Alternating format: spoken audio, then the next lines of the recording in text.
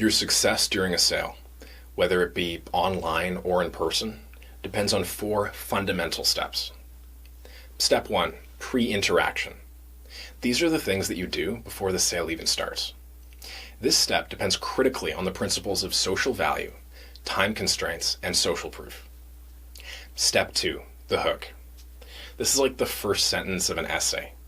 It needs to be emotional while still being empathetic, and it also needs to be concise if you guys want to keep the person around for the rest of your pitch. And this is often the part that most people struggle with when they're selling. So it's the part that we're going to be spending the most time on. Step 3, building rapport.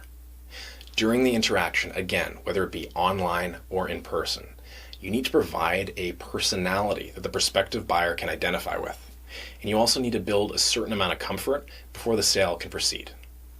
You can do this through humor, through empathy, storytelling, and a couple of other ways that we're also going to get into. And step 4, the close.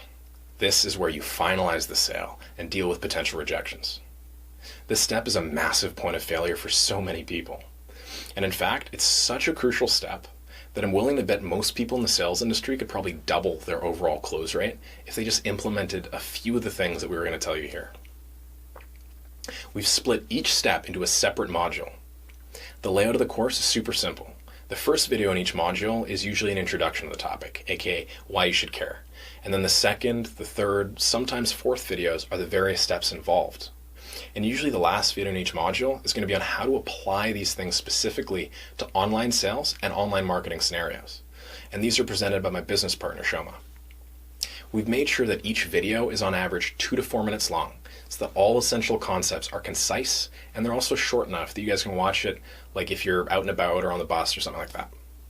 So I'm going to leave you guys with that for our first module. See you soon.